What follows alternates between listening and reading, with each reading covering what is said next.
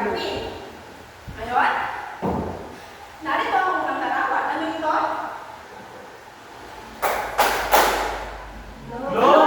Mahusay. Ang sunod?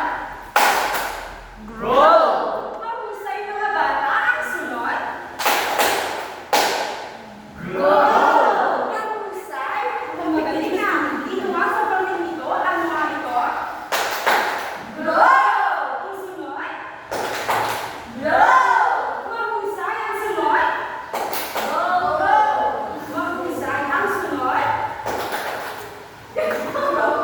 Mahusay sa pangin nito. Eh, sa pangin ito naman. Tingnan nga natin. Ito. Magaling.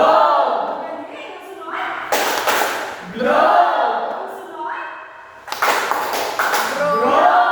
Mahusay mga bata kung ninyo ang alam pa ang ibig sabihin ng go, float, at glucose.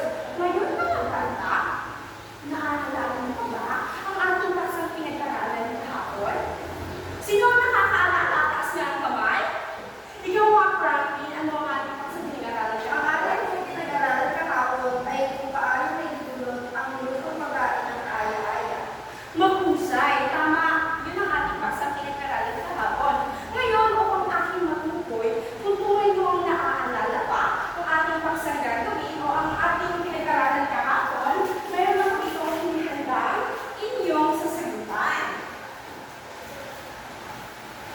Narito.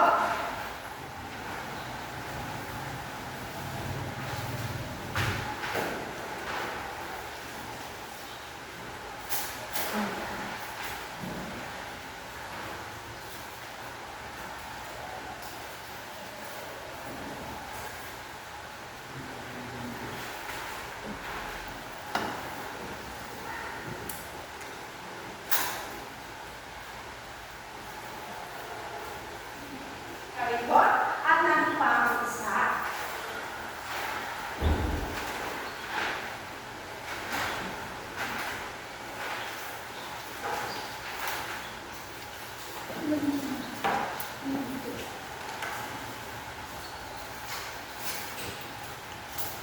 Narito pa ang isa. Ngayon mga bata, pakigasan namin sabay-sabay yung mga ito. Piliin sa loob ng kahon ang salita na tinutukoy. Ngayon nasa ang kahon? Mula sa isang dalang tukoy, iliin ang sagot sa kahon. Pakigasan na sabay-sabay ang una. Tumutukoy sa init at lamig. Mahusay ang buong sagot. Ikaw mga Justin. Teacher, ang sagot mo ay temperatura. Mahusay ang daw ang sagot ni Justin. Temperatura. Mahusay mga bata ang sunod. Nagpapaganda sa isang bagay. Ano ang sagot? Ikaw nga, Edith. Mahusay mga bata. Ngayon tama ba ang sagot ni Edith? Opo. Kaya nga sunod, pakibasa. Nagpapasarap sa pagkain. Ano ang sagot? Ikaw nga, Irish. Tama ba ang sagot ni Irish? Opo. Mahusay ang sunod. Ano ng isang bagay? Sino ang susunod? Ikaw nga, Melanie. Ma'am, anyo po? Tama ba ang sagot ni Melanie? Opo. Huli, pakibasa. Malambot o magaspang? Ano ang sagot? Ikaw nga, Dave. Tekstura po. Tama ba ang sagot ni Dave? Opo. Mahusay mga bata kung ninyo ang naaalala pa ang ating paksang pinag-aralan kahapon. Ngayon mga bata, bago tayo tuluyang tumakbo sa ating paksang pag-aaralan, magkakaroon muna tayo ng isang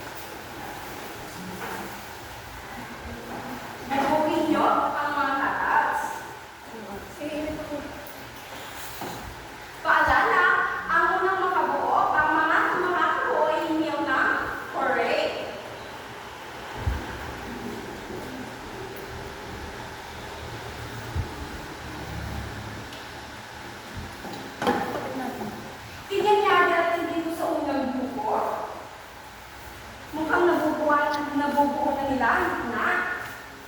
Dito naman sa pangalawang grupo, naku po, mukhang nabubuo na nila. Tignan nga natin dito sa pangalawang grupo. Ayan, tulong-tulong sila, nakakatuwa naman. Ngayon, tignan natin kung sino ang mauna. Paalala, hindi naman kailangan magpaunahan. Ang kailangan naman ay mabuo ang katabs. Naku, malapit yatang matapos ang pangkat-dalawa. Ako muna kaya? At ang pangatlo kaya? Nakatapos ng buuin ang pangkat-tatlo ang isa nila tatapos.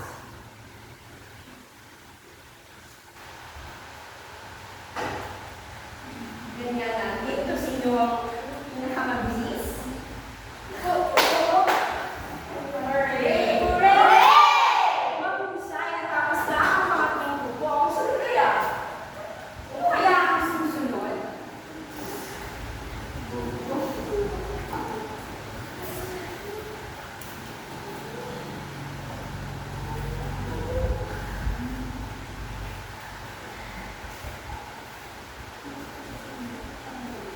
Hooray! Hooray! Tapos na ang pangalawang grupo. Ang pangalawang grupo, tapos na ba? Hooray! Mahusay, tapos na ang lahat. Ngayon mga bata, base sa inyong ginawang aktibidad, mayroon lamang kung may iling mga katanungan. Ang unang katanungan po ay, ano ang inyong pagkain na nabuo? Dito nga sa unang grupo, ano ang inyong pagkain na nabuo? Magulalo po. At Tinola po. bulalo ang tinola. Sa sunod naman na grupo, ano ang inyong nabuong pagkain? Teacher, pansit po at kiniling. Pansit daw at giniling. Ako, masasarap naman ang mga pagkain na yan.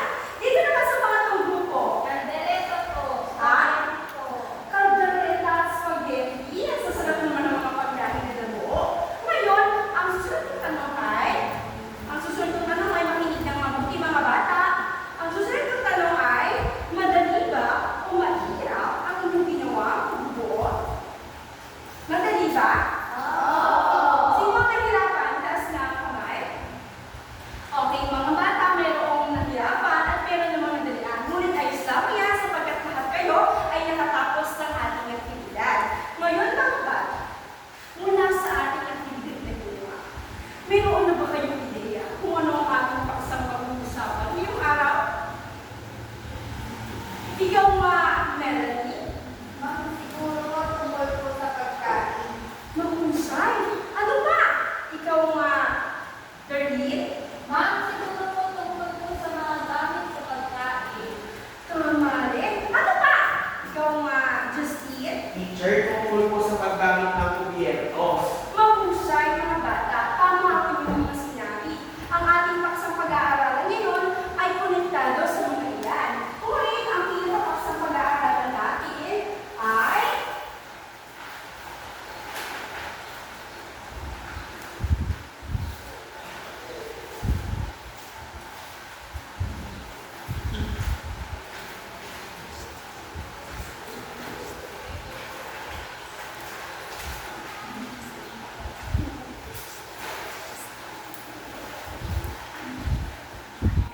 mga bata. Tignan mo mabuti ang ating paksang pag-aaralan.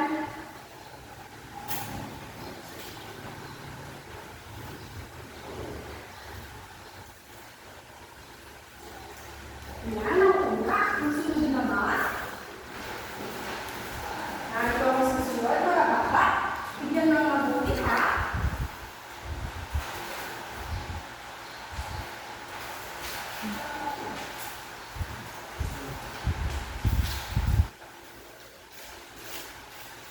Yan ang mga bata.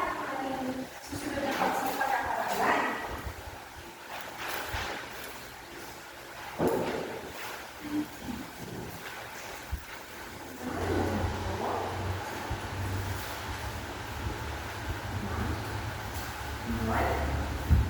So, ang pangalawa.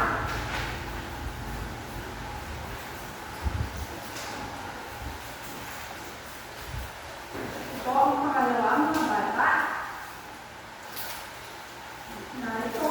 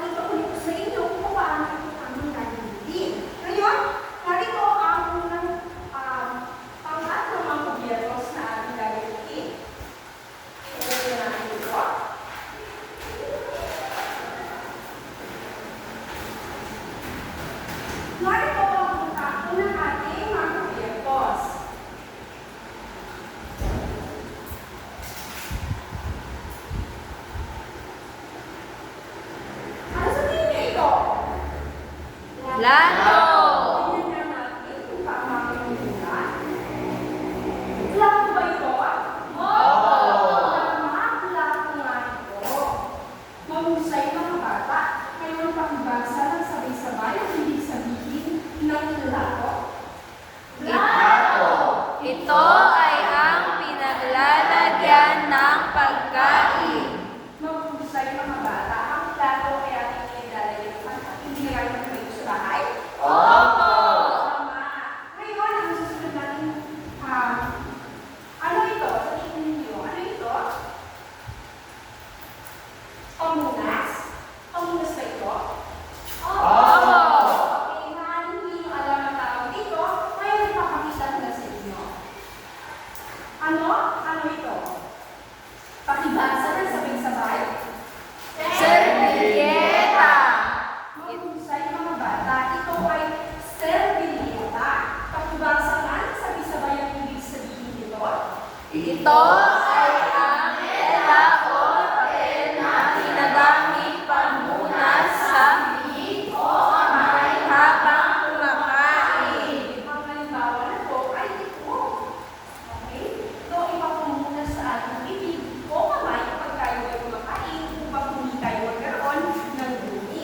Ang susunod naman ay ang ano ito?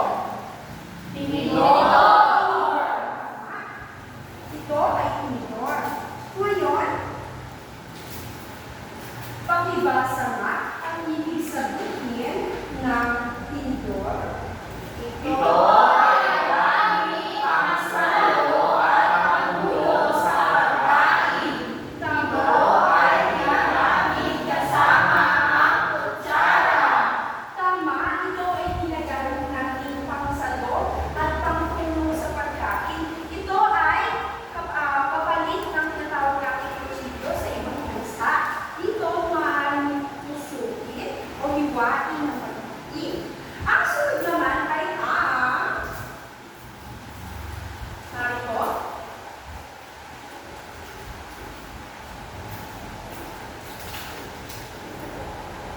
Tingnan niyang mabuti. Ano ito? Kutsara. Tama kaya ang kutsara? Kutsara ba ito? Ngayon mga bata, pakibasa ng sabay-sabay. Ang ibig sabihin ng kutsara, Ito ay gamit na pangsahod at pangsubo sa pagkain, lalo na ang sabaw o ulam. mahusay mga bata. Tama, ang kutsara ay pangsahod o pangsubo ng ating pagkain. Kapag walang kutsara, maaari natin gamitin ang ating kamay. Ngunit upang mas maging malinis, gumagamit tayo ng kutsara. Ang sunod kaya, ano kaya ang susunod? Tingnan mo na rawan? Baso. Baso kaya ito? Tingnan nga natin. Baso. Ngayon pakibasa ang ibig sabihin ng baso. Ito ay sisidlan ng inumin gaya ng tubig o juice. Mahusay mga bata, dito tayo umitin ang ginagamit natin ito. Ngayon mga bata, sinabi ko rin kanina na ipapakita ko sa inyo kung paano ang tamang pag-aayos ng proyektos. Ngayon, ipapakita ko sa inyo. Tignan mabuti at tignan ng mabuti ang aking gagawin.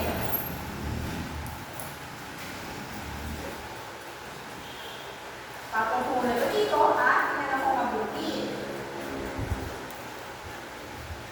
Ang unang gagawin ay ilalagay ang placemat. Ilalagay ang placemat dito sa gitna. Halimbawa, meron na tayong placemat dito sa gitna. Ang una natin gagawin ay ipapatong ang gitna, sa gitna ang plato. At ang susunod ay ipapatong ang servilleta sa kanang bahagi nito. Nasaan ang yung kanang bahagi? Taas nga ang kanang bahagi. Yan ang kanan. Ngayon, ipapatong natin dito ang servilleta or table napkin. Kasunod na to, ano ang gagawin? Dito naman ipapatong na nakatihaya ang ano to? Tinidor. Ipapatong na nakatihaya ang tinidor. At sa sunod naman, ipapatong sa kaliwa o sa kanan ang kutsara. Itaas nga ang kanang kamay. Kanang kamay. Mahusay. Ngayon ipapatong natin dito. Narito na ang plato. serbilyeta, tinidor, at kutsara. Ano kaya ang nawawala? Baso! Tama. Saan kaya ilalagay ang baso? Sa kanan. Sa kanang bahagi, tama, ito ay ilalagay sa taas na kutsara. Ngayon mga bata, ito ang wastong pag-ayos ng gobyerno.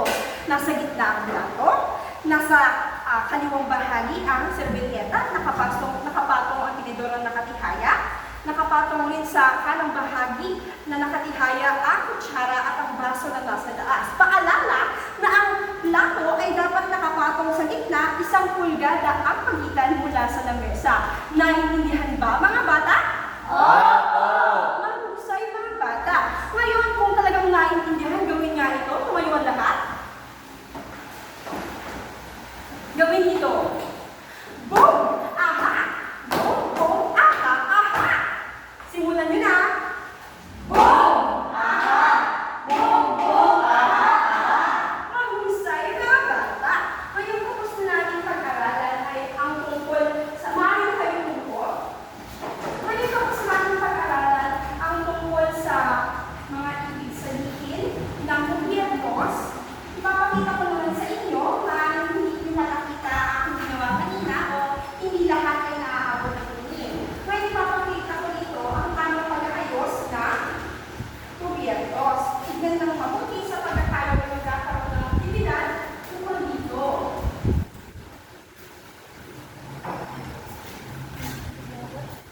Ayaw magkakaroon ng aktibidad tungkol dito, kaya tignan nyo mabuti ha.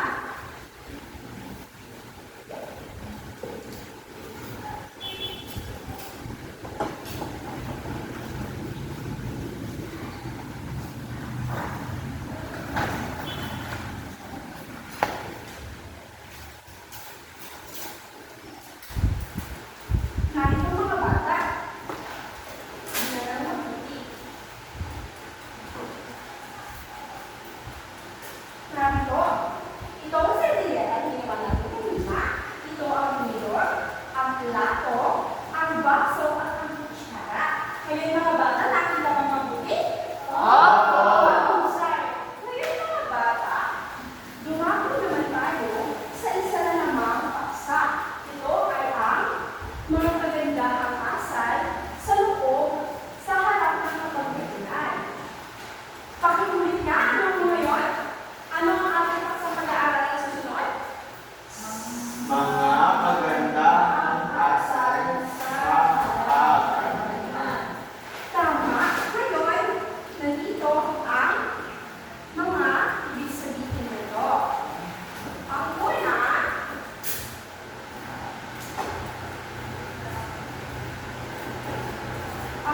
pakibasa ng sabay-sabay. Magdasal bago at pagtatapos kumain. Tama. Magdadasal tayo upang paano? Bakit tayo magdadasal? Para pasalamatan ang Panginoon sa ating mga biyaya na tatanggap sa araw-araw. Ang sunod, pakibasa. Maglaan ang uwan sa bawat isa. Unang pauuin ang mga babae. Mahusay mga bata.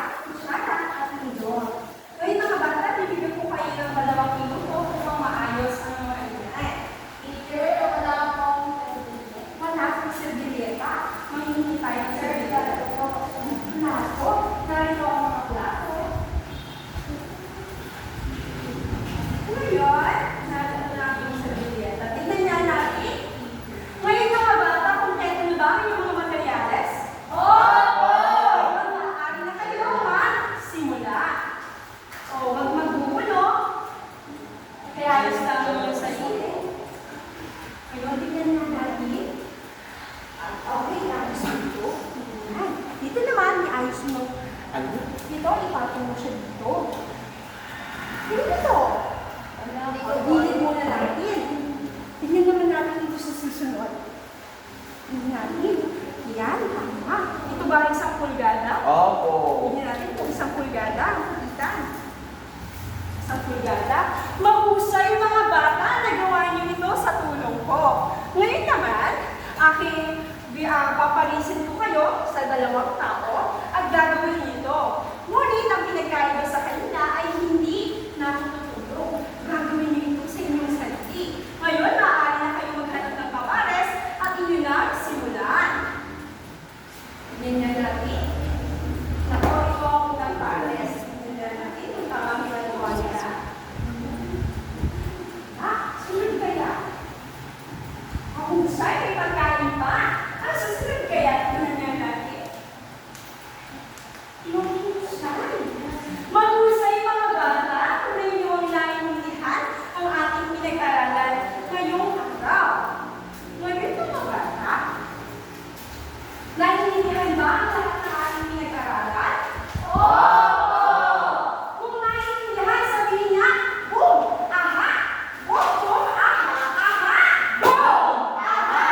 Boom! Boom! Aha! Mahusay mga bata. Ngayon mga bata, kung ninyo ang kakandaan ng ating isang pinag-aralan kanina, ano kaya ang ibig sabihin ng mga bagay na ginagamit natin sa hapagkainan? Sino ang gusto ko? Ikaw? Ikaw nga, Darlene? Mga kubyertos po. Tama. Ang sunod naman ay, sabi ninyo, bakit kaya kailangan natin ayusin ang ating mga gobyerno sa hapagkainan? Sino ang susunod? Ikaw nga, Dave? Upang mas madaling gamitin ang ilang pagkalat na pagkain. Tama, upang mas madaling gamitin. Ano ba? Ikaw nga, Eddie? Ikaw nga, Franklin? Upang mapakita po ang pagpapahalaga sa pagkain at pati na rin po sa kasama sa pagkain. Tama, ano ba? Ikaw nga, Melanie? Kung hindi ko ang tanong, bakit kaya kailangan natin gawin o ayusin ang gastong kubyertos? Para po magandang tingnan ang ating kapagkainan. Tama, pang magandang tignan o presentable tignan ang ating kapagkainan. Ngayon, ang panghuli ng tanong, sa tingin niyo, bakit kailangan natin umasal o magkaroon ng magandang asal sa kapagkainan? Ikaw nga, Elliot, bakit kailangan natin magandang asal sa kapagkainan? Dahil kailangan po habang kumakain po tayo, ilalagay natin ang pagkain. Tama, kailangan natin tignan ang pagkain. Ano ba? Ikaw nga, Justine? Sir, upang magpakita po ng respeto